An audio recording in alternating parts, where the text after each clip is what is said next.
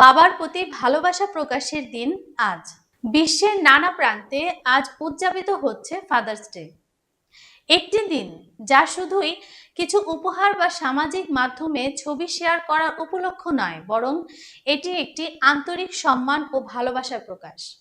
June মাসের তৃতীয় রবিবারটি প্রতি বছরই পিতৃস্নেহকে উদযাপন করার জন্য নির্ধারিত।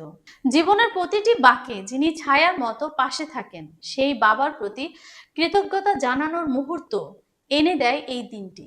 বাবা এই শব্দটির সঙ্গে মিশে আছে কঠোরতা আর কোমলতার এক অনন্য মিশ্রণ। বাবারা হয়তো মায়েদের মতো সহজে আবেগ প্রকাশ করেন না, কিন্তু সন্তানের প্রতিটি প্রয়োজন পূরণের চেষ্টায় তারা থাকেন অক্লান্ত।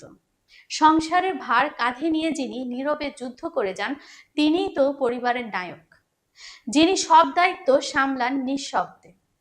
সন্তানের স্কুল ফি দেওয়া থেকে শুরু করে ঘরের বাজার, রাত জেগে সন্তানের অপেক্ষা করা থেকে শুরু করে জীবনের কঠিন সিদ্ধান্তের পরামর্শ দেওয়া, বাবা সবখানে থাকেন ছায়াসঙ্গীর মতো।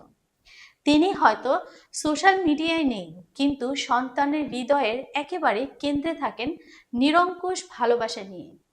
বর্তমান সময়ের প্রযুক্তি নির্ভর জীবনে ব্যস্ততার বেড়াজালে আবদ্ধ হয়ে অনেকেই বাবা মায়ের সঙ্গে প্রয়োজনীয় সময় কাটাতে পারেন না। কথাগুলো জমা থাকে বুকের ভেতর, চোখে চোখে কথা হয় না আর।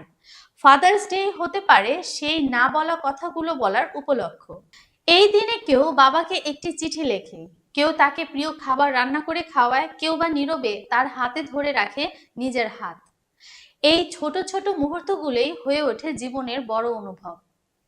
তবে মনে রাখা জরুরি, ভালোবাসা প্রকাশের জন্য শুধু একটি দিনই যথেষ্ট নয়।